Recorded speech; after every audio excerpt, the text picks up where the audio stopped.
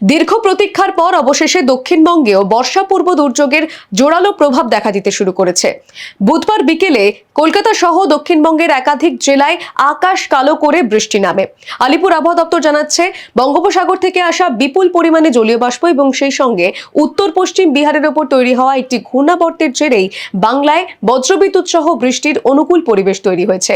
বৃহস্পতিবারও দক্ষিণবঙ্গের একাধিক জেলায় বিক্ষিপ্তভাবে ভারী থেকে মাঝারি বৃষ্টি হওয়ার পূর্বাভাস দিয়েছে আলিপুর আবহাওয়া দপ্তর। কলকাতা, হাওড়া, হুগলি, পূর্ব ও পশ্চিম বর্ধমান, বাঁকুড়া, পুরুলিয়া, ঝাড়গ্রাম, পূর্ব ও পশ্চিম মেদিনীপুর জেলায় জারি করা হয়েছে কমলা সতর্কতা। এইসব জেলায় বৃষ্টির পাশাপাশি ঘন্টায় 50 থেকে 60 কিলোমিটার বেগে ঝোড়ো হাওয়া বইতে পারে।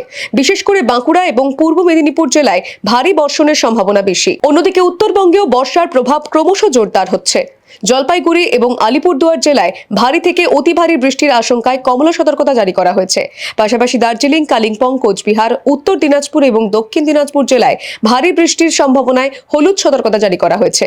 শুক্রবারও দক্ষিণবঙ্গের আবহাওয়ায় খুব একটা পরিবর্তনের সম্ভাবনা নেই।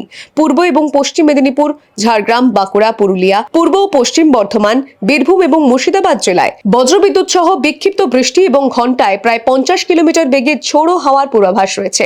একই দিনে উত্তরবঙ্গের জলপাইগুড়ি, কোচবিহার এবং আলিপুরদুয়ার জেলায় ভারী বৃষ্টির সম্ভাবনা বজায় থাকবে। কলকাতায় বৃহস্পতিবার সকাল থেকেই আংশিক মেঘলা আকাশ। বেলা বাড়ার সঙ্গে সঙ্গে কোথাও কোথাও রোদ উঠেছে, তবে আজ বৃষ্টির সম্ভাবনা থাকছে, সঙ্গে ঝোড়ো হাওয়া বইতে পারে। বৃষ্টি হলেও আর্দ্রতাজনিত অস্বস্তি বজায় থাকবে। আবহাওয়া দপ্তরের মতে আগামী কয়েকদিন গোটা রাজ্য জুড়ে এই ঝড় বৃষ্টির পরিস্থিতি অব্যাহত থাকবে। ফলে সাধারণ মানুষকে বাইরে বেরোনোর ক্ষেত্রে সতর্ক থাকার পরামর্শ দিচ্ছে আলিপুর আবহাওয়া দপ্তর। Bureau report, the wall news. Follow করুন theworld.in